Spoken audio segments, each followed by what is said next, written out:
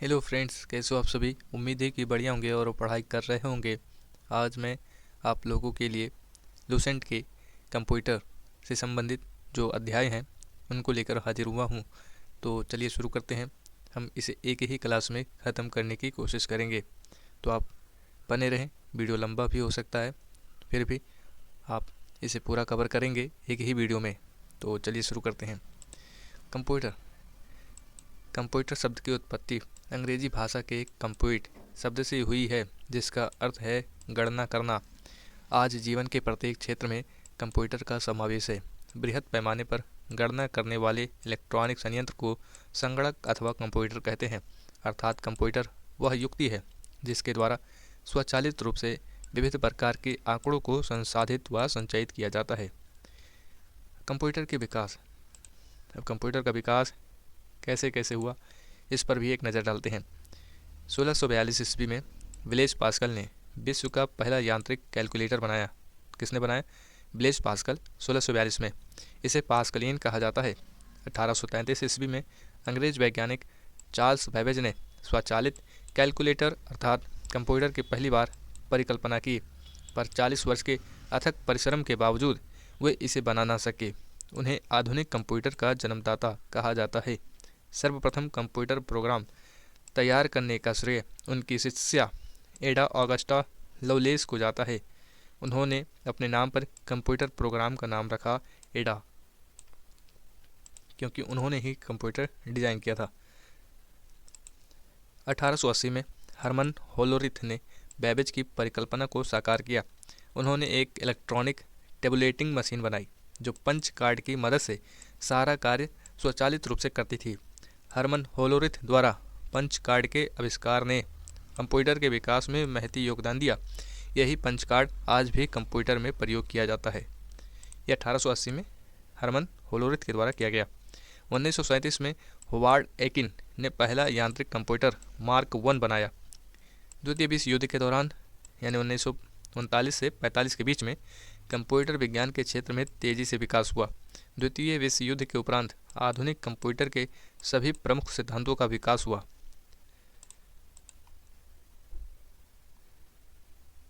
गणना मशीन के क्षेत्र में प्रथम क्रांति 1946 में तब आई जब जेपी एकॉर्ड एवं जॉन मॉसली ने विश्व के पहले इलेक्ट्रॉनिक कंप्यूटर ENIAC फर्स्ट यानी electronic numerical integrator and calculator का आविष्कार किया।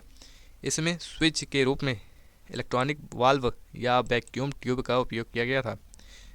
इसी तरीके से हम आगे बढ़ते हैं। कंप्यूटर के विकास में सर्वाधिक योगदान जॉन वॉन न्यूमैन का है। जॉन वॉन न्यूमैन ने 1951 में कंप्यूटर क्रांति को सही दिशा दी। इन्हें द्वितीय क्रांति के रूप में संबोधित किया जाता है। उन्होंने EDVAC electronic discrete variable automatic computer का आविष्कार किया। यहाँ पर ENIAC फर्स्ट है, लेकिन यहाँ पर EDVAC यानी EDVAC है। इसमें उन्होंने संचयित प्रोग्राम का इस्तेमाल किया। कंप्यूटर के कार्य के लिए द्विआधारी पद्धति यानी बाइनरी सिस्टम के प्रयोग का श्रेय भी उन्हीं को जाता है। किसे जाता है? जॉन वॉन न्यूमैन को। कंप्यूटर तकनीकी पीढ़ियाँ। कंप्यूटर का विकास 5 विभिन्न चरणों में हुआ है, जिसके आधार पर कंप्यूटर तकनीक को 5 पीढ़ियों में विभाजित किया गया है। इन 5 पीढ़ियों के कंप्यूटर में अंतर उनके स्विचन अव्यय के आधार पर किया जाता है। जैसे इस कॉलम में पीढ़ी दी गई है और इस कॉलम में काल के बारे में जिक्र है, और इसमें मुख्य इलेक्ट्रॉनिक घटक जो उसमें यूज किए गए थे उस काल के दौरान और उसके कुछ एग्जाम्पल। तो प्रथम पीढ़ी का जो टाइम पीरियड है वो 1940 से 52 के बीच में है, और इसके मुख्य इलेक्ट्रॉनिक घटक हैं इलेक्ट्रॉनिक ट्यूब यानी वैक्यूम ट्यूब, और इसके मुख्य कंप्यूटर हैं EDVAC और UNIVAC। इस तरीके से आप याद कर सकते हैं।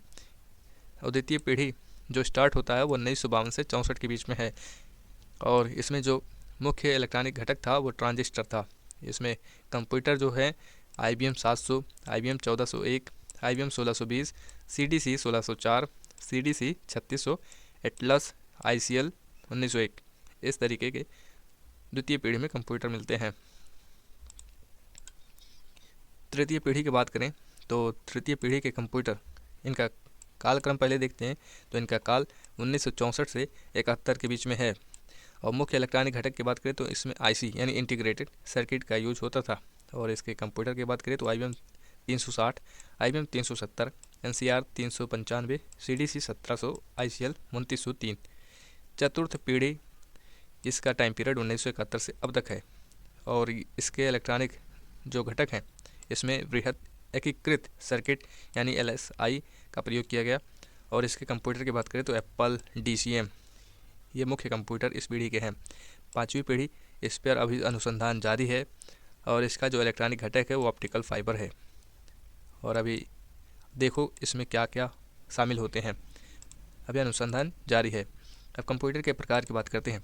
कंप्यूटर को उनके आकार एवं कार्य पद्धति के आधार पर वर्गीकृत किया जाता है।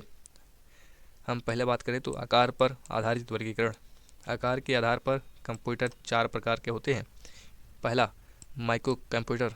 ये वस्तुतः एक ही व्यक्ति द्वारा उपयोग में लाए जाने वाले कंप्यूटर होते हैं, जिसके कारण इस प्रकार के कंप्यूटरों को प्रायः व्यक्तिगत कंप्यूटर या PC के नाम से पुकारा जाता है। ऑफिस, घरों या व्यवसायों में इस प्रकार के कंप्यूटर का प्रयोग किया जाता है। ये केवल एग्जाम के लिए बनाई गई क्लास है जो लूसेंट में था, ये ना कि कंप्यूटर पर आधारित एक स्पेशल बुक नहीं है। ये केवल एग्ज़ाम आधारित टॉपिक है जो आपको बताया जा रहा है। अगर आपको और कंप्यूटर के बारे में जानना है तो आप इस कंप्यूटर से संबंधित बुक खरीद सकते हैं। ये केवल एग्ज़ाम पॉइंट ऑफ व्यू से बनाई जा रही है। तो हम माइक्रो कंप्यूटर पर थे। ये वस्तुतः एक ही व्यक्ति द्वारा उपयोग में लाए जाने वाले कंप्यूटर होते हैं, जिसके कारण इस प्रकार के कंप्यूटर को प्रायः व्यक्तिगत कंप्यूटर या PC के नाम से पुकारा जाता है। ऑफिस, घरों या व्यवसायों में इस प्रकार के कंप्यूटर का प्रयोग किया जाता है। स्टोरेज क्षमता और आंकड़ों की बड़ी मात्रा का रखरखाव करने में अपनी सामर्थ्य के कारण आज इसका व्यापक पैमाने पर उपयोग हो रहा है। जैसा कि आप अपने घरों में और दुकानों में जहाँ कंप्यूटर सर्विसेज प्रोवाइड करता है वहाँ आप देख सकते हैं। इसी क्रम में आकार के आधार पर दूसरा प्रकार का कंप्यूटर है मिनी कंप्यूटर। इस प्रकार के कंप्यूटर आकार तथा कार्य क्षमता की दृष्टि से छोटे होते हैं। इन पर एक साथ 20-30 टर्मिनल पर कार्य किया जा सकता है। यह माइक्रो कंप्यूटर से लगभग 5 से 50 गुना अधिक क्षमता वाला होता है। नाम है मिनी कंप्यूटर, लेकिन माइक्रो कंप्यूटर से ज़्यादा क्षमता रखता है। तीसरा प्रकार का कंप्यूटर है मेन फ्रेम कंप्यूटर। इस प्रकार के कंप्यूटर बड़े आकार के होते हैं और इनका डिज़ाइन स्टील के फ्रेम में लगाकर किया जाता है। इस कंप्यूटर की मेमोरी PC तथा मिनी कंप्यूटर से अधिक होती है। इस प्रकार के कंप्यूटरों पर समय सहभागिता यानी टाइम शेयरिंग तथा बहुकार्य क्षमता के द्वारा एक साथ अनेक व्यक्ति, कभी कभी 100 से अधिक व्यक्ति अलग अलग टर्मिनलों पर कार्य कर सकते हैं। तो ये है मेन फ्रेम कंप्यूटर की विशेषता। इसी क्रम में चौथा और अंतिम प्रकार का कंप्यूटर है सुपर कंप्यूटर। सुपर कंप्यूटर बहुत अधिक शक्तिशाली होते हैं। ये अत्यंत जटिल संक्रियाओं को भी बहुत अधिक शीघ्र गति से करते हैं। इनके संग्रहण क्षमता यानी स्टोरेज कैपेसिटी भी अधिक होती है। सुपर कंप्यूटर अभी तक सबसे तेज कार्य करने वाला और सबसे महंगा कंप्यूटर है। तो सबसे बड़ा कंप्यूटर सुपर कंप्यूटर को आप आकार के दृष्टि से मान सकते हैं। सुपर कंप्यूटर की मुख्य विशेषताएं हैं, इनमें पहला देखते हैं तो इनमें 32 या 64 समानांतर परिपथों में कार्य कर रहे माइक्रो प्रोसेसर की सहायता से प्राप्त सूचनाओं पर एक साथ कार्य किया जा सकता है। इनमें उच्च भंडारण घनत्व वाली चुंबकीय बबल स्मृति या आवेशित युग्म युक्तियों यानी मैग्नेटिक बबल मेमोरीज, जिसे हम शॉर्ट फॉर्म में MBM अथवा चार्ज कपल डिवाइस यानी CCDs का उपयोग किया जाता है, जिसके कारण छोटी सी जगह में सूचनाओं का बृहद भंडार संग्रहित किया जा सकता है।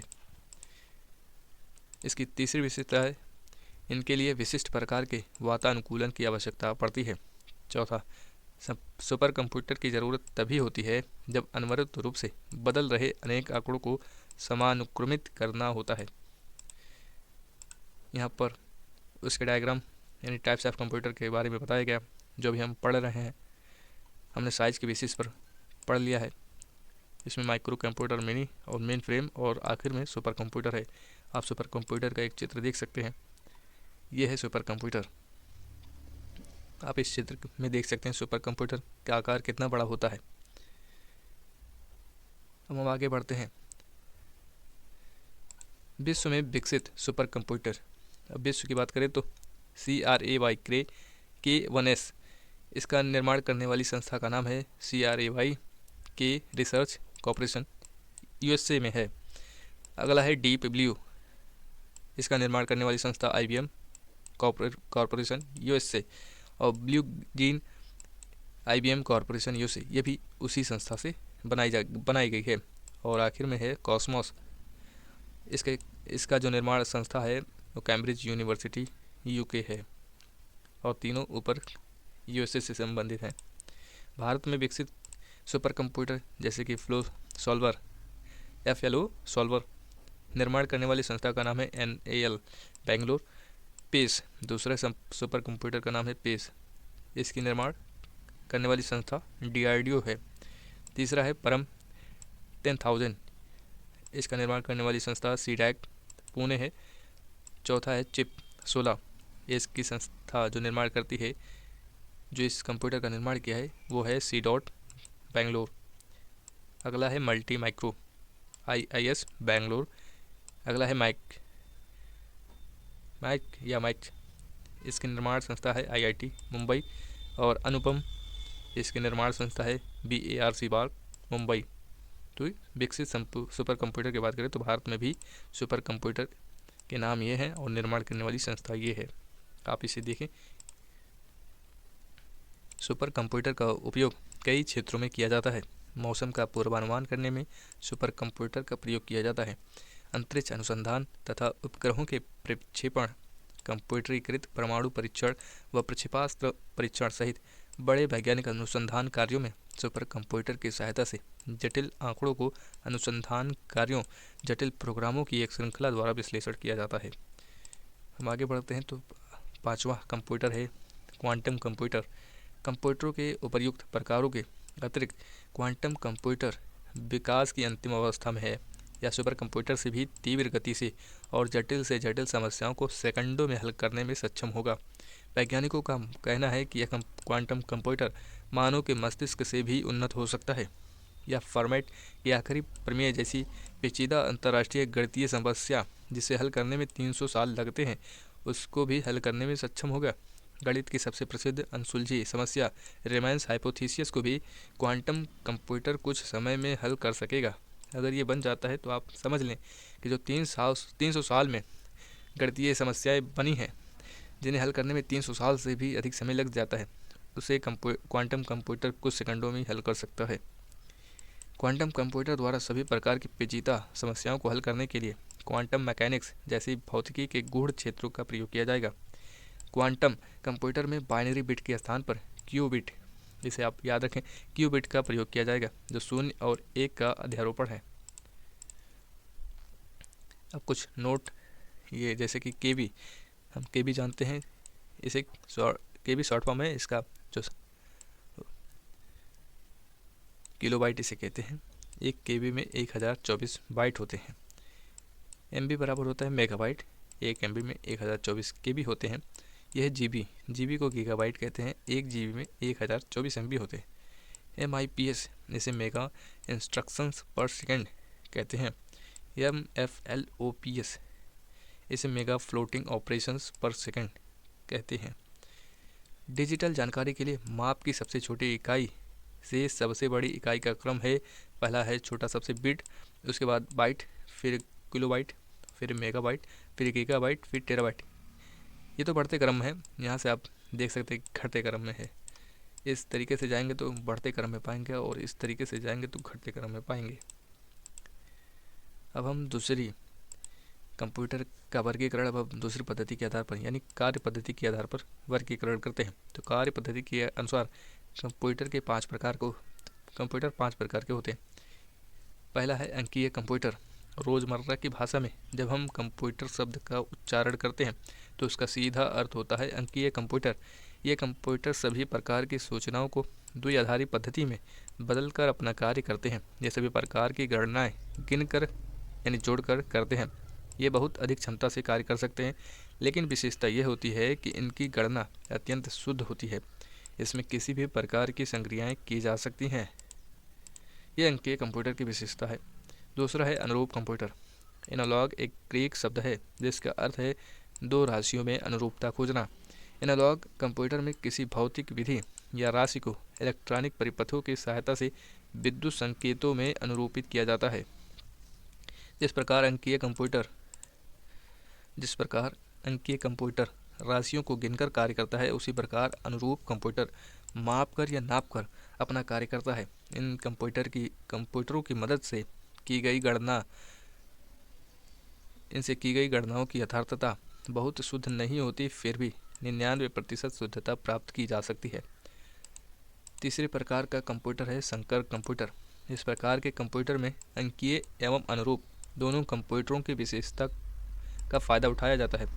इनका उपयोग स्वचालित उपकरणों में बहुतायत से किया जाता है। इस प्रकार का एक उपकरण रोबोट है जिसकी सहायता से आजकल कई कार्य स्वचालित रूप से किए जा रहे हैं। तो इसे रोबोट को हम संकर कंप्यूटर की श्रेणी में रख सकते हैं। चौथा है प्रकाशीय कंप्यूटर। पंचम पीढ़ी के कंप्यूटरों के विकास क्रम में इस प्रकार के कंप्यूटर बनाए जा रहे हैं जिनमें एक अवयव को दूसरे से जोड़ने का कार्य ऑप्टिकल फाइबर के तंतु से किया गया है एवं गणना अवयव प्रकाशीय पद्धति पर बनाए गए हैं। और आखिर में है एटॉमिक कंप्यूटर। कार्नेगी विश्वविद्यालय में ऐसे परमाणविक कंप्यूटर पर अनुसंधान कार्य जारी है जो किसी खास प्रोटॉन परमाणु को एकीकृत परिपथ में बदल दे और कंप्यूटर को इतनी अधिक स्मृति क्षमता प्रदान कर दे ऐसा कंप्यूटर आज के कंप्यूटर से 10,000 गुनी क्षमता वाला हो जाए। इस तरीके से काम चल रहा है। अब कंप्यूटर की इकाइयाँ क्या है?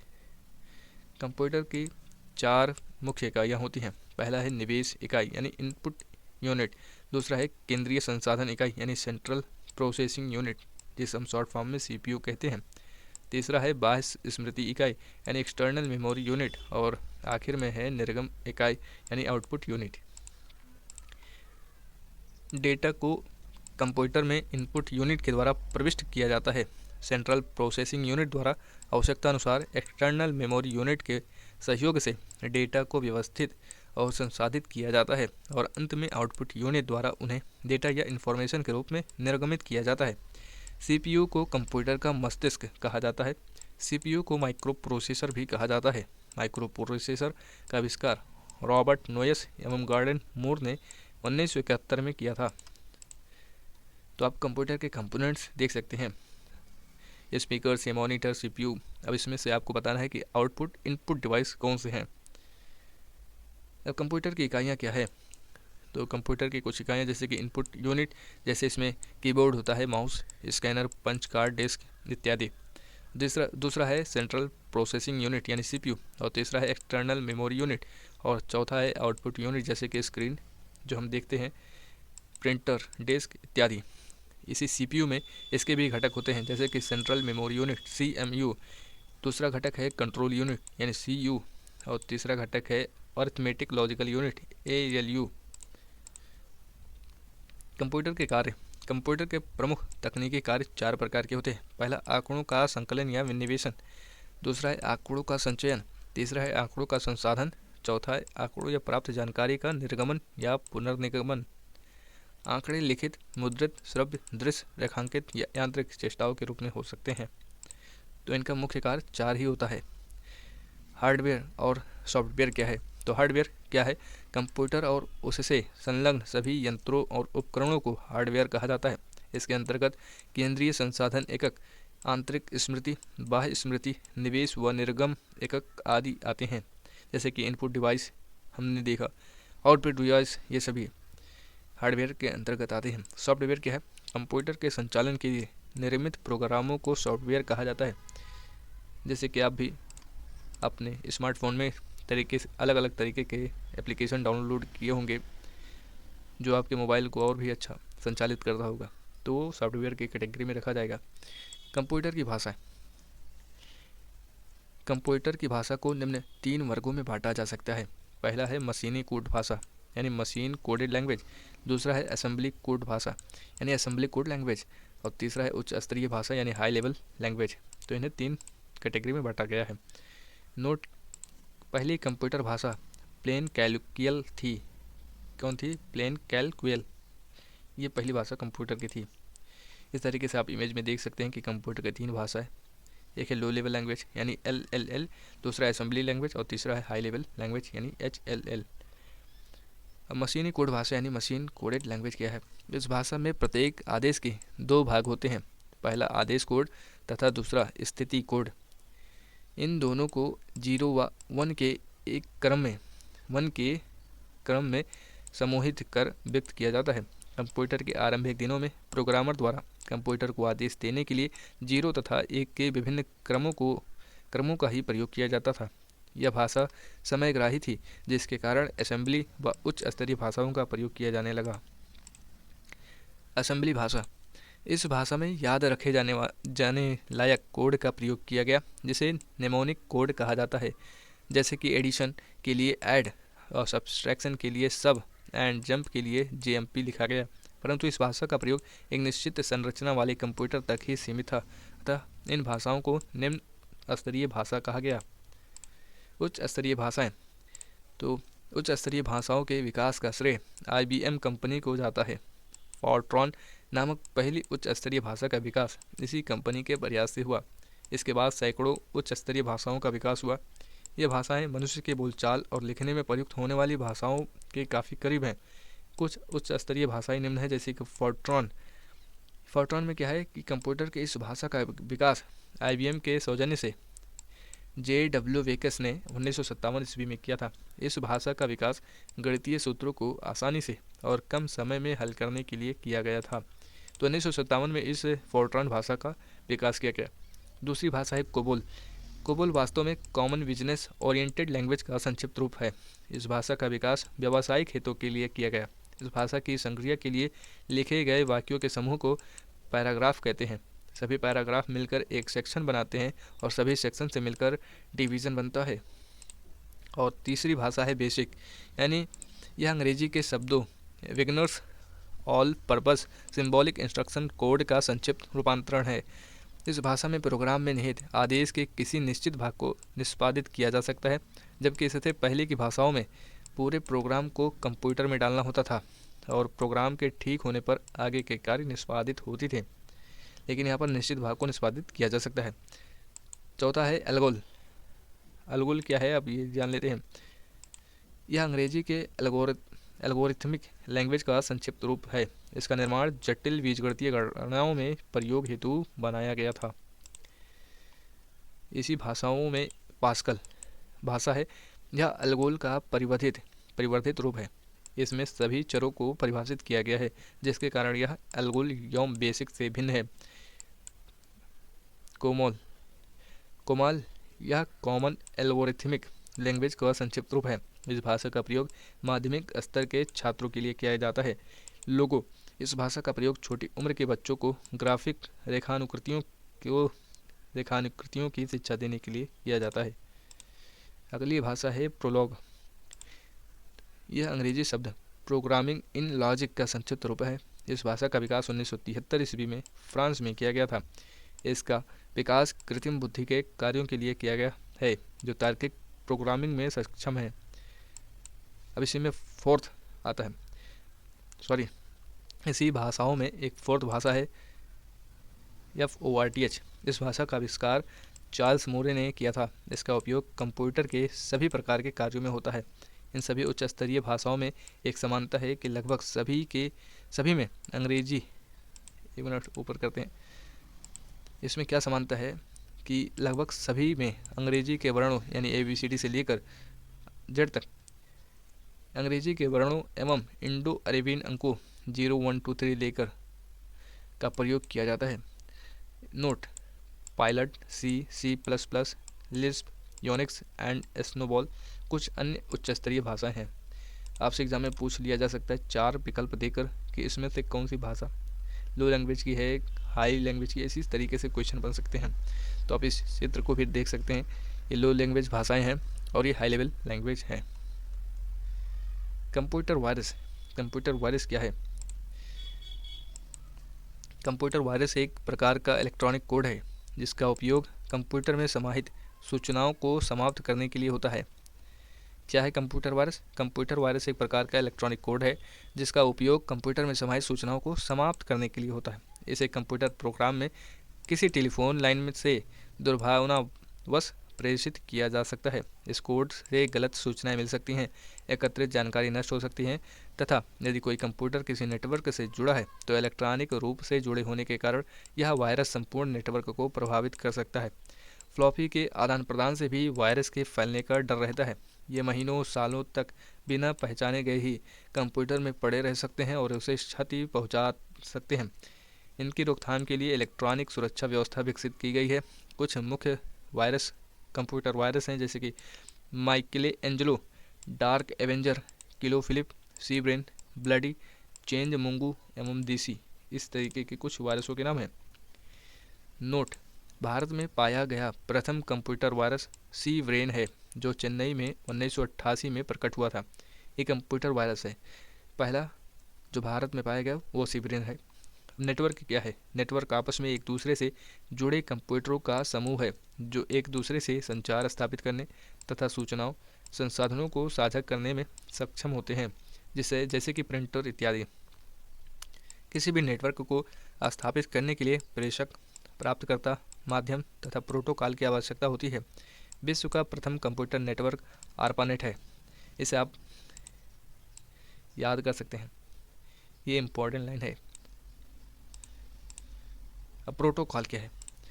प्रोटोकॉल किसी भी नेटवर्क में विशेष नियमों तथा मानकों का समूह है जिसके नियमानुसार डेटा स्थानांतरण तथा आपस में एक दूसरे कंप्यूटरों को जोड़ा जाता है। नोड: नोड्स क्या है? किसी नेटवर्क में नोड एक कनेक्शन पॉइंट है जहां डेटा ट्रांसमिशन का अंत होता है या वहां से पुनः डेटा का वितरण होता है। सर्वर क्या है? सर्वर मुख्य कंप्यूटर है जो नेटवर्क से जुड़े दूसरे कंप्यूटरों को रिसोर्सेज प्रदान करते हैं। यह नेटवर्क में सबसे महत्वपूर्ण तथा शक्तिशाली कंप्यूटर हैं। सर्वर एक सेंट्रल कंप्यूटर होता है जो बहुत सारे पीसीज, वर्क स्टेशंस और अन्य कंप्यूटरों के लिए डाटा और प्रोग्रामों के संग्रह को होल्ड करता है।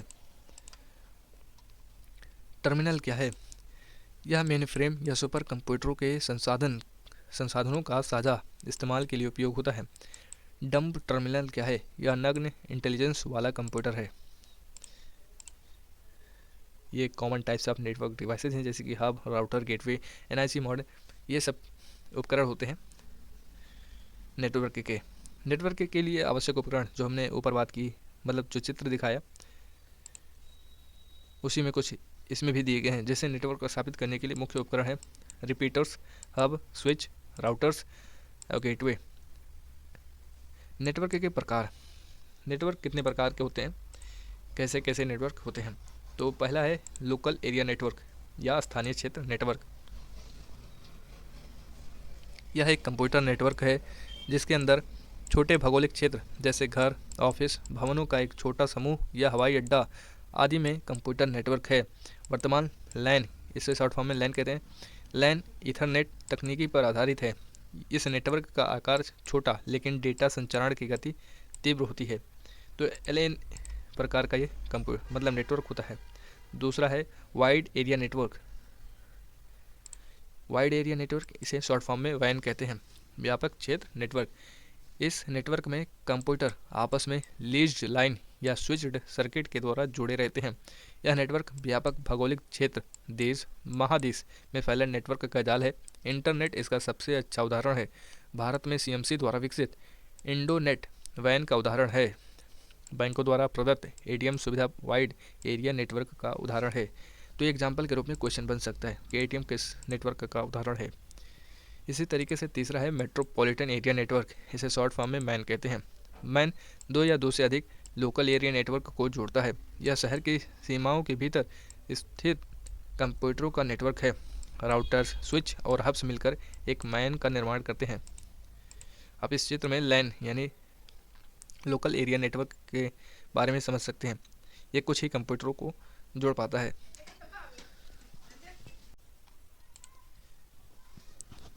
अगला नेटवर्क है कैंपस एरिया नेटवर्क, यानी इसे शॉर्ट फॉर्म में कैन कह सकते हैं।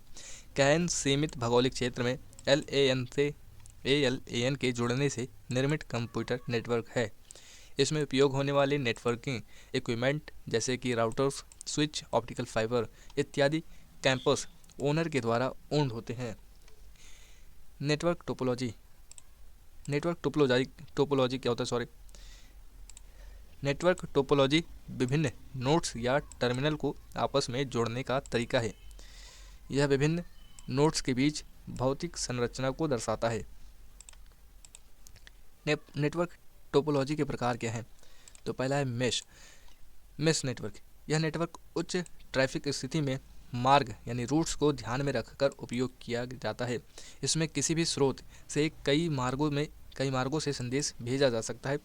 पूर्णतः इंटरकनेक्टेड मेश नेटवर्क खर्चीला है क्योंकि इसमें ज़्यादा केबल तथा हर नोड में इंटेलिजेंस की आवश्यकता होती है। इस नेटवर्क में उच्च सुरक्षा अनुप्रयोग में डाटा प्रेषित किया जाता है। दूसरा है स्टार नेटवर्क। इस नेटवर्क में एक केंद्रीय नोड होता है जो इंटेलिजेंस से युक्त होता है, बाकी नोड्स इससे जुड़े रहते हैं। इस केंद्रीय नोड को हब कहते हैं। कोई एक केबल में कोई कठिनाई आने पर एक ही नोड विफल होता है, परंतु अगर हब में कोई कठिनाई आती है तो सारा नेटवर्क विफल हो जाता है। तीसरे प्रकार का है रिंग नेटवर्क। इस नेटवर्क में भी सभी नोड्स में समान रूप से इंटेलिजेंस होता है। डेटा का प्रवाह हमेशा एक ही दिशा में होता है, परंतु किसी भी एक केबल या नोड में कठिनाई आने पर दूसरे दिशा में संचार संभव है।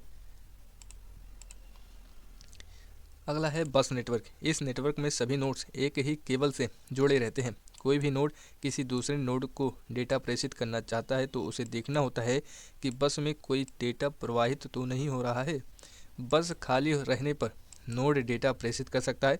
डेटा प्राप्त करने के लिए हर नोड के पास इतनी इंटेलिजेंस होनी चाहिए कि वह बस से अपने पता ज्ञात कर डेटा प्राप्त कर सके। इसमें कम केबल की आवश्यकता होती है तथा कोई नया नोड जोड़ना आसान होता है, परंतु प्रमुख ट्रांसमिशन लाइन में कठिनाई आने पर सारा नेटवर्क विफल हो जाता है। आप इस डायग्राम में देख सकते हैं कि नेटवर्क टोपोलॉजी लिखा हुआ है। नेटवर्क टोपोलॉजी टाइप्स, एक पॉइंट टू पॉइंट है, बस है, रिंग टाइप है, star type, mesh type, hybrid tree, इस तरीके के नेटवर्क होते हैं। मॉड्यूलेशन क्या होता है? यह किसी जानकारी को लंबी दूरी तक सिग्नल के रूप में भेजने के लिए उपयोग होता है। मॉड्यूलेशन डिजिटल सिग्नल को एनालॉग रूप में बदलने की प्रक्रिया है। यह मॉडेम के द्वारा संभव होता है। मॉडेम एक विद्युत यंत्र है जो डिजिटल सिग्नल को एनालॉग सिग्नल में बदलकर भेजता है तथा एनालॉग सिग्नल को डिजिटल सिग्नल में बदलकर प्राप्त करता है तो डिजिटल सिग्नल में प्राप्त करेगा। मॉड्यूलेशन 3 प्रकार के होते हैं। एक है आयाम मॉड्यूलेशन। इस प्रक्रिया में वाहक सिग्नल का आयाम सूचना युक्त डिजिटल सिग्नल के अनुरूप बदला जाता है। दूसरा है आवृत्ति मॉड्यूलेशन। इस प्रक्रिया में वाहक सिग्नल की आवृत्ति को सूचना युक्त डिजिटल सिग्नल के अनुरूप बदला जाता है। और तीसरा है चरण यानी फेज मॉड्यूलेशन। इस प्रक्रिया में वाहक सिग्नल के फेज को डिजिटल सिग्नल के अनुरूप बदला जाता है। डेटा ट्रांसमिशन सेवा क्या है? डेटा को एक स्थान से दूसरे स्थान भेजने के लिए जिस सेवा का उपयोग होता है उसे डेटा ट्रांसमिशन सेवा कहते हैं। इस सेवा को देने वाले को डेटा ट्रांसमिशन सेवा प्रदाता कहते हैं, जैसे कि VSNL यानी विदेश संचार निगम लिमिटेड। दूसरा है BSNL, इसे भारत संचार निगम लिमिटेड। और तीसरा MTNL यानी महानगर टेलीफोन निगम लिमिटेड कहते हैं। यह है मॉड्यूलेशन के प्रकार, जो अभी हमने तीनों प्रकार पढ़े हैं। इस तरीके से होता है क्रियाविधि इसका। हम आगे बढ़ते हैं। अब है डेटा ट्रांसमिशन सेवा कितने प्रकार के होते हैं? तो डेटा ट्रांसमिशन सेवा निम्नलिखित प्रकार के होते हैं। पहला है dial up line. Dial up line telephone connection से संबंधित है जो एक सिस्टम में बहुत सारे लाइनों तथा यूजरों से जुड़ा है। इसका उपयोग टेलीफोन की तरह नंबर डायल कर संचार स्थापित करने में किया जाता है। इसे कभी कभी स्विच्ड लाइन भी कहा जाता है। यह पहले से विद्यमान टेलीफोन सेवा का उपयोग करता है। ब्रॉडबैंड तकनीक भी डायल अप कनेक्शन के द्वारा ही उपयोग होता है। हम आगे बढ़ते हैं। डिजिटल सब्सक्राइबर लाइन DSL, यह एक हाई स्पीड इंटरनेट सेवा है जो केबल के माध्यम से ऑनलाइन सुविधा प्रदान करता है। यह डायल अप सेवा की तरह ही कॉपर टेलीफोन लाइन का प्रयोग करता है, परंतु यह डायल अप सेवा से काफ़ी तेज़ स्पीड प्रदान करता है। डीएसएल सेवा के लिए डीएसएल मॉडेम की आवश्यकता होती है, जो टेलीफोन लाइन तथा कंप्यूटर को जोड़ता है। लीज्ड लाइन क्या है? लीज्ड लाइन आवाज़ और डेटा दूरसंचार सेवा के लिए दो स्थानों को जोड़ती है। यह एक सिर्फ समर्पित लाइन नहीं है, बल्कि यह वास्तव में दो बिंदु के बीच आरक्षित सर्किट है। यह कम या ज़्यादा दोनों दूरी में संभव है। इसे समर्पित लाइन भी कहते हैं। इसका सबसे अधिक उपयोग उद्योगों द्वारा अपने शाखा कार्यालयों को जोड़ने के लिए किया जाता है, क्योंकि यह नेटवर्क ट्रैफिक के लिए बैंडविड्थ की गारंटी देता है। अगला है एकीकृत सेवा डिजिटल नेटवर्क यानी ISDN। एकीकृत सेवा digital network circuit switched telephone network के माध्यम से आवाज़, डेटा और छवि का स्थानांतरण है। इस सेवा के अंतर्गत आवाज़, डेटा या छवि डिजिटल रूप में भेजा जाता है, अतः शोर से बिल्कुल मुक्त रहता है। इस लाइन में कई उपकरणों को संलग्न किया जा सकता है और ज़रूरत के अनुरूप इस्तेमाल किया जा सकता है। अर्थात ISDN लाइन लोगों की पूरी संचार व्यवस्था की देखभाल कर सकता है। इस सेवा में मॉडेम की आवश्यकता नहीं होती, क्योंकि डेटा का आदान प्रदान डिजिटल रूप में होता है। नेटवर्क इंटरफेस कार्ड क्या है? यह एक हार्डवेयर डिवाइस है जो कंप्यूटर को नेटवर्क में संचार स्थापित करने में सक्षम बनाता है। नेटवर्क के अंतर्गत कंप्यूटर एक निश्चित प्रोटोकॉल के तहत डेटा पैकेट का आपस में आदान प्रदान करते हैं। यह है वायरलेस तकनीक। वायरलेस तकनीक, जैसा कि नाम से ज्ञात होता है, यह बिना तारों की तकनीक है, अर्थात इसके द्वारा डेटा का परिवहन बिना तारों या केबल के होता है। इस तकनीक के प्रयोग से केबल के खर्च भी बचत होती है। इस तकनीक में केबल के स्थान पर इलेक्ट्रोमैग्नेटिक तरंगों, माइक्रोवेव, इंफ्रारेड तरंगों आदि के द्वारा डेटा का परिवहन होता है। वायरलेस तकनीक के अनुप्रयोग निम्नलिखित हैं: television, remote control, cellular phone, wifi इत्यादि। वाईमैक्स। अब वाईमैक्स क्या है? वाईमैक्स यानी world wide interoperability for microwave exchange. यह एक डिजिटल वायरलेस संचार प्रणाली है। यह तकनीक बिना केबल के 75 MB/s ब्रॉडबैंड स्पीड प्रदान करती है। वाईमैक्स ये है। वायरलेस लोकल लूप क्या है? WLL। यह एक वायरलेस संचार प्रणाली है जिसमें उपभोक्ता नेटवर्क से रेडियो आवृत्ति के प्रयोग से जुड़ते हैं। यह बेहतर आवाज़ तथा उच्च गति डेटा क्षमता प्रदान करता है। जिस स्थान पर लैंडलाइन टेलीफोन कनेक्शन का प्रावधान संभव नहीं है, वहाँ वायरलेस लोकल लूप तकनीकी प्रभावी सेवा है। यह CDMA यानी कोडेड डिवीज़न मल्टीपल एक्सेस पर आधारित है। आजकल यह नेटवर्क के लिए लोकप्रिय साधन है। इंटरनेट क्या है?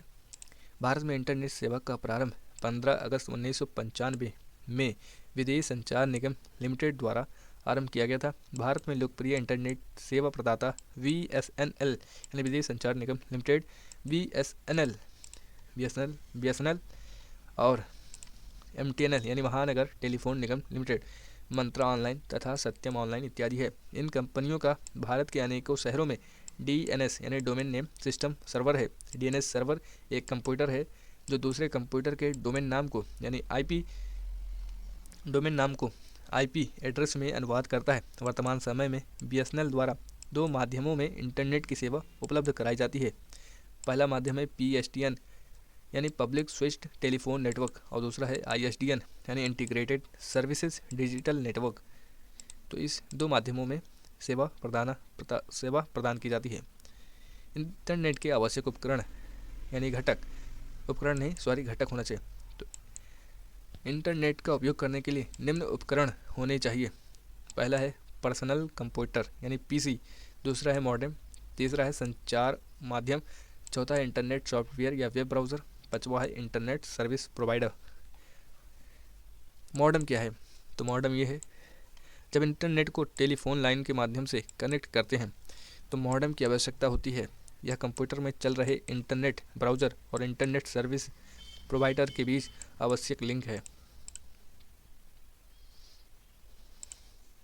टेलीफोन लाइन पर एक एनालॉग सिग्नल भेजा जा सकता है, जबकि कंप्यूटर डिजिटल सिग्नल देता है। अतः इन दोनों के बीच सामंजस्य स्थापित करने के लिए मॉडेम की आवश्यकता होती है। जो डिजिटल सिग्नल को एनालॉग में तथा एनालॉग को डिजिटल सिग्नल में रूपांतरित करता है। यह मॉड्यूलेटर डिमोलेटर का संक्षिप्त रूप है।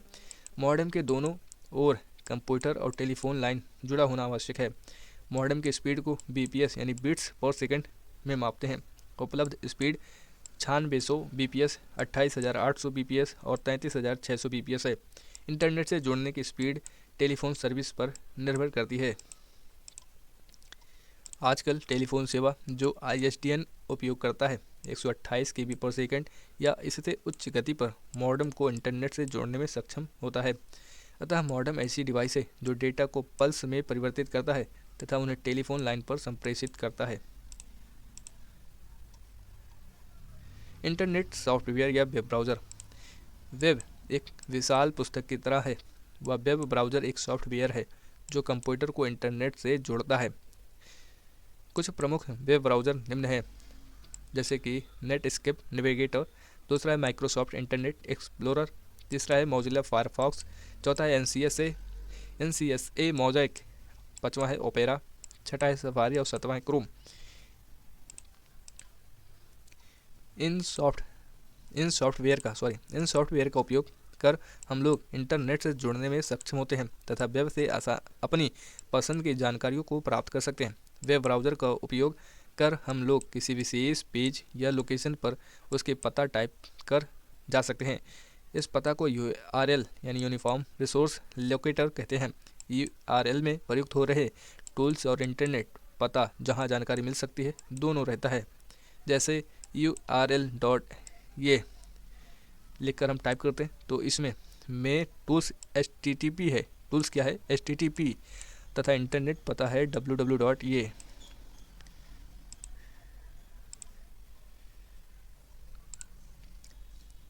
वेब ब्राउज़र के प्रयोग से वेबसाइट ब्राउज करना। सर्वप्रथम वेब ब्राउज़र खोलते हैं। यदि हम लोग इंटरनेट एक्सप्लोरर प्रयोग करते हैं तो पहले स्टार्ट दबाएंगे, फिर प्रोग्राम में जाएंगे, फिर इंटरनेट एक्सप्लोरर सेलेक्ट करते हैं। जब वेब ब्राउज़र खुल जाता है तब हम स्वतः होम पेज से शुरू कर सकते हैं। अधिकांश वेबसाइट में मेन पेज होम पेज होता है जो शेष वेबसाइट पेजों के डोरवे का काम करता है। होम पेज भी हम अपनी इच्छानुसार चुन सकते हैं या खाली रख सकते हैं। अब हम लोग जिस वेबसाइट का निरीक्षण करना चाहते हैं उसका URL टाइप कर उसे खोल सकते हैं। फलस्वरूप हमें उस साइट पर उपलब्ध सारी सेवाएं उपलब्ध हो जाती हैं। इस पेज से पेज पर जाने के लिए बैक बटन तथा आगे पेज पर जाने के लिए फॉरवर्ड बटन क्लिक करते हैं। इसे बताने की कोई आवश्यकता नहीं है, ये सब जानते हैं, बच्चे जानते हैं। परंतु ये बटन जिन पेजों को हम खोल चुके हैं उनके बीच ही काम करता है। टूल बार के होम बटन पर क्लिक कर हम किसी भी वक्त होम पेज पर जा सकते हैं या दूसरा URL टाइप कर दूसरे वेब पेज को खोल सकते हैं। वेबसाइट पढ़ने में कठिनाइयाँ हो जाती है कभी कभार। वेबसाइट वेब पेजों, चित्र, ध्वनि एवं एनिमेशन आदि का समूह है तथा किसी भी वेबसाइट का नाम www से प्रारंभ होता है। जिस साइट का हम प्रायः उपयोग करते हैं उसके URL को बुकमार्क कर लेते हैं। इंटरनेट संबंधी शब्दावली कुछ है, जैसे कि URL यानी यूनिफॉर्म रिसोर्स लोकेटर या इंटरनेट पर किसी भी संसाधन का पता देने के लिए स्टैंडर्ड तरीका है। यह इंटरनेट पर उपलब्ध सूचनाओं का पता बताता है तथा उस सूचना के प्रोटोकॉल एवं डोमेन नाम को भी दर्शाता है, जैसे कि HTTP ये टूल्स होता है ना, अभी हमने पढ़ा। और फिर www.yahoo.com में HTTP hyper text transfer protocol है जिसका उपयोग कर वर्ल्ड वाइड वेब पर yahoo.com नामक वेबसाइट पर जा सकते हैं। भारतीय जनता पार्टी भारत की पहली राजनीतिक पार्टी है जिसने इंटरनेट पर अपना वेबसाइट बनाया तथा भारत में सिक्किम राज्य ने सर्वप्रथम इंटरनेट पर टेलीफोन डायरेक्टरी उपलब्ध कराई।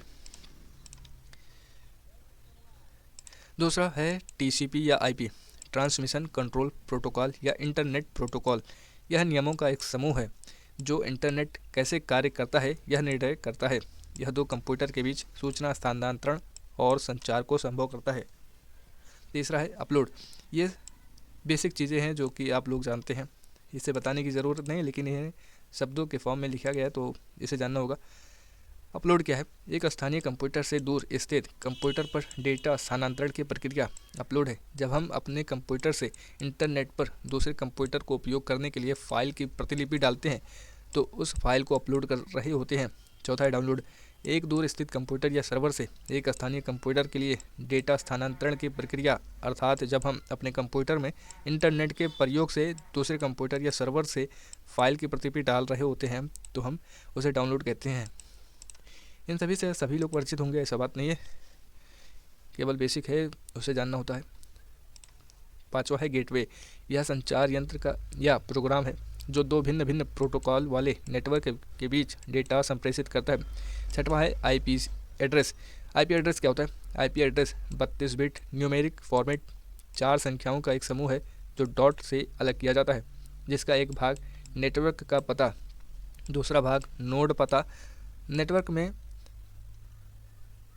जुड़े प्रत्येक नोड का आईपी एड्रेस खास तथा अलग होता है। उदाहरण के रूप में आईपी एड्रेस 202.541.15 इस तरीके से में इसमें क्या है कि 202.54 ये क्या है? नेटवर्क एड्रेस है। वह 15.178 नोड एड्रेस होता है। तो ये आईपी एड्रेस होता है जो 4 भागों में बटा हुआ है, यहाँ यहाँ यहाँ, इस तरीके से 4 भागों में बढ़ जाता है। तो पहला भाग क्या होता है? नेटवर्क का पता देता है, नहीं नेटवर्क एड्रेस होता है, और दूसरा भाग नोड पता होता है। HTTP क्या होता है? Hyper text transfer protocol. यह इंटरनेट पर प्रयुक्त एप्लीकेशन स्तर का प्रोटोकॉल है जो वेब पेज के प्रसारण का निर्धारण करता है। आठवां है स्पैम। इंटरनेट पर लोगों को संदेश या विज्ञापन बार बार भेजना जिसका उन्होंने अनुरोध नहीं किया है, अर्थात अवांछित संदेश या विज्ञापन लोगों के ईमेल बॉक्स में भेजना स्पैम कहलाता है। यह अनसॉलिसिटेड तथा जंक ईमेल होता है। अनसॉलिसिटेड तथा जंक ईमेल होता है। Domain name. डोमेन नेम क्या होता है? एक विशेष नाम है जो इंटरनेट साइट की पहचान बताता है। किसी इंटरनेट वेबसाइट का URL के अंत में डॉट के बाद के नाम को डोमेन नाम कहते हैं। जैसे कि ये एक साइट है, इसमें .com डोमेन नेम है, यह किसी संस्था या देश को इंगित करता है। अगला है फ्लैश। यह छोटे छोटे एप्लीकेशन प्रोग्राम हैं जो वेब पेज पर चलते हैं तथा सुनिश्चित करते हैं कि फॉर्म ठीक से पूरा हो गया एवं एनिमेशन प्रदान करते हैं, उसे फ्लैश कहते हैं। अगला है सर्फिंग। इंटरनेट के द्वारा अपने पसंद व आवश्यकता के अनुरूप साइट को ढूंढना तथा एक्सप्लोर करना सर्फिंग है। इसके द्वारा इंटरनेट से आवश्यकता अनुसार लगभग हर सूचना प्राप्त कर सकते हैं। इसी तरीके से अगला है पासवर्ड।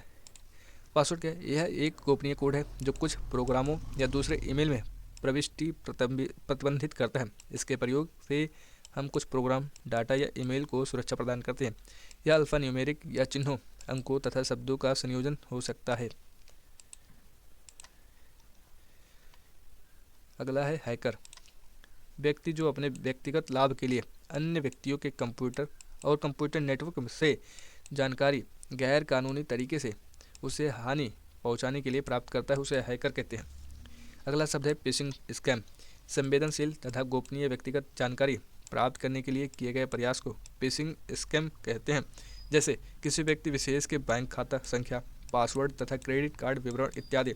इसके लिए स्कैमर ईमेल, फैक्स या किसी कंपनी की आधिकारिक वेबसाइट के समान अवैध वेबसाइट का सहारा लेता है। अगला शब्द है सर्च इंजन।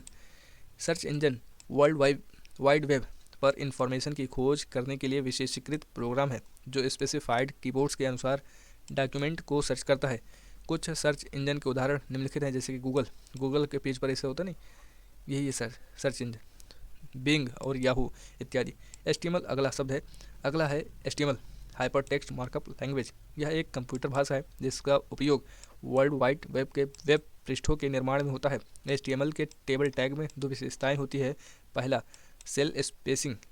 सेल स्पेसिंग क्या है कि इसमें दो संगत सेलों के बीच की दूरी पिक्सल में बताता है। और दूसरा है cell padding. Cell padding cell के कंटेंट तथा सेल बॉर्डर के बीच पिक्सल स्पेस को बताता है। किसके बीच? कंटेंट तथा सेल बॉर्डर के बीच। अगला है FTP यानी फाइल ट्रांसफ़र प्रोटोकॉल। यह इंटरनेट पर जुड़े दो कंप्यूटर के बीच फाइल स्थानांतरण की सुविधा है। वेब ब्राउज़र का उपयोग कर हम फाइल डाउनलोड तो कर सकते हैं पर अपलोड नहीं कर सकते। FTP हमें वेबसाइट पर फाइल अपलोड करने में सहायता करता है। अगला है ICMP यानी इंटरनेट कंट्रोल मैसेज प्रोटोकॉल। यह इंटरनेट प्रोटोकॉल सूट का एक मुख्य प्रोटोकॉल है। यह नेटवर्क उपकरणों व रूटर के द्वारा उपयोग किया जाता है, जैसे त्रुटि संदेश भेजना इत्यादि। अगला है वेब सर्वर। किसी भी वेबसाइट को पूरी दुनिया में कहीं भी किसी भी समय उपलब्ध होने के लिए इसे किसी कंप्यूटर पर संग्रहित होने की आवश्यकता होती है। इस प्रकार के कंप्यूटर को वेब सर्वर कहते हैं। इसे दो भागों में बांटा जा सकता है। पहला, एक कंप्यूटर जिस पर वेब सर्वर बनाया जाता है। दूसरा, सॉफ्टवेयर जो ऐसे कंप्यूटर पर चलता है और वेब पेज को इंटरनेट के माध्यम से दूसरे कंप्यूटर पर भेजता है। अगला है बुकमार्क। यह किसी भी वेब पेज का संग्रहित लिंक है जो संग्रहित लिंकों के साथ जुड़ता जाता है। यदि किसी वेबसाइट को हमें बार बार देखना होता है तो हम उस वेबसाइट के लिंक को बुकमार्क कर लेते हैं। अब कंप्यूटर से संबंधित कुछ महत्वपूर्ण तथ्य। चार्ल्स बेबेज को कंप्यूटर का पितामह कहा जाता है। वान न्यूमैन का कंप्यूटर के विकास में सर्वाधिक योगदान है। आधुनिक कंप्यूटर की खोज सर्वप्रथम 1946 ईस्वी में हुई। कंप्यूटर के क्षेत्र में महान क्रांति 1960 ईस्वी से आई। कंप्यूटर के एक भाग से दूसरे भाग में सिग्नल भेजने वाले इलेक्ट्रॉनिक पथ को बस कहते हैं। 2 दिसंबर कंप्यूटर साक्षरता दिवस के रूप में मनाया जाता है। भारत में निर्मित प्रथम कंप्यूटर सिद्धार्थ है। इसका निर्माण इलेक्ट्रॉनिक कॉरपोरेशन ऑफ इंडिया ने किया था। भारत का प्रथम कंप्यूटरीकृत डाकघर नई दिल्ली का है। निजी क्षेत्र के अंतर्गत स्थापित होने वाला भारत का प्रथम कंप्यूटर विश्वविद्यालय राजीव गांधी कंप्यूटर विश्वविद्यालय है। भारत की सिलिकॉन घाटी बंगलुरु को कहा जाता है। कंप्यूटर 3 प्रकार के होते हैं, एक डिजिटल, एनालॉग और हाइब्रिड। इंटीग्रेटेड सर्किट चिप का विकास JS किल्वी ने किया। इंटीग्रेटेड सर्किट चिप पर सिलिकॉन की परत होती है। चुंबकीय डिस्क पर आयरन ऑक्साइड की परत होती है। टिम वर्नर्स ली WWW यानी वर्ल्ड वाइड वेब के आविष्कारक हैं। असेंबलर असेंबली भाषा को यंत्र भाषा में परिवर्तित करता है। ये है टाइने। नाम कुछ गलत होता है, गलत पढ़ लिया जाता है क्योंकि ये चीन शब्द से लिया गया है ना, इसीलिए इसे आप अपने हिसाब से पढ़ सकते हैं। जैसे कि हम पढ़ रहे हैं टाइने, यानी ये टाइने 2 चीन विश्व का सबसे तेज सुपर कंप्यूटर है। कंप्यूटर डाटा की सबसे छोटी इकाई बिट है। बाइनरी इकाई के आरंभिक एवं अंतिम अक्षर से बने संक्षिप्त शब्द 0 से 1 को बिट कहा जाता है। वह कंप्यूटर जो आंकलन के सिद्धांत के अनुसार कार्य करता है एनालॉग कंप्यूटर कहलाता है। विश्व का प्रथम सुपर कंप्यूटर क्रे K1S था जो 1979 में बनकर तैयार हुआ था। इसे अमेरिका के क्रे रिसर्च कंपनी ने बनाया था। 32 कंप्यूटरों के बराबर कार्य कर सकने वाला डीप ब्लू कंप्यूटर 1 सेकंड में शतरंज की 20 करोड़ चाल सोच सकता है। इसी सुपर कंप्यूटर ने विश्व चैंपियन गैरी कास्परोव को पराजित किया था। विश्व के प्रथम इलेक्ट्रॉनिक डिजिटल कंप्यूटर का नाम ENIAC है। इंटरनेट पर उपलब्ध होने वाली प्रथम भारतीय समाचार पत्र द हिंदू व प्रथम भारतीय पत्रिका इंडिया टुडे है। यूजनेट तमाम विश्वविद्यालयों को एक साथ जोड़ने की प्रणाली है।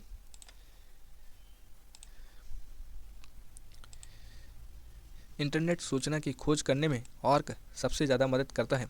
ऑर्क का विकास मैकगिल यूनिवर्सिटी ने की। पर्सनल कंप्यूटर पर सर्वप्रथम पुस्तक टेड नेल्सन ने लिखा। कंप्यूटर की प्रथम पत्रिका कंप्यूटर एंड ऑटोमेशन है। प्रथम घरेलू कंप्यूटर कमोडोर VIC-20 है। वैज्ञानिकों के अनुसार भारतीय भाषा संस्कृत कंप्यूटरीकृत करने के लिए सबसे आसान है। विश्व का प्रथम डिजिटल कंप्यूटर ENIAC था।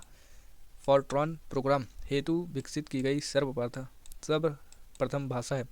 कोबोल उच्च स्तरीय भाषा अंग्रेजी भाषा के समान है। कोबोल भाषा में सर्वाधिक उपयुक्त डॉक्यूमेंटेशन संभव है। भारत में सर्वप्रथम नेशनल एरोनॉटिक्स लेबोरेटरीज यानी बंगलुरु में है। इसने फ्लोसावर नामक सुपर कंप्यूटर विकसित करने में सफलता पाई थी। कंप्यूटर पर परमाणु परीक्षणों को सब क्रिटिकल परीक्षण कहा जाता है। क्वांटम कंप्यूटर क्यूबिट्स में गणना करता है। अब कुछ कंप्यूटर से संबंधित शब्द संक्षेप हैं, जैसे कि BCD, इसे बाइनरी कोडेड डेसिमल कोडेड भी कहते हैं। CAD computer aided design. C dot centre for development of telematics class computer literacy and studies in school. NEAC electronic numerical integrator and computer. Fax यानी फॉर अवे जीरोक्स। फ्लॉप्स यानी floating operations for पर second. HLL high level language. HTML hyper text markup language. LAN local area network. ये हम सब कुछ इनमें से ऊपर ही पढ़ चुके हैं। LDU liquid display unit. LISP list processing. MICR magnetic ink character reader. MIPS millions of instructions per second. MOPS millions of operation per second. OMR यानी optical mark reader. PC-DOS personal computer disk operating system. PROM programmable read only memory. RAM random access memory. ROM read only memory. RPG report program generator. VDU visual display unit. VLSI very large scale integration. WAN wide area network. WWW world wide web. ये हमारा था computer से संबंधित जो हमने अध्याय तैयार किया था, वो था, हमने इसको कवर कर लिया है। अगर आपको वीडियो अच्छी लग रही हो तो प्लीज़ वीडियो को लाइक कर दीजिएगा और हमारे चैनल से भी जुड़ जाइएगा।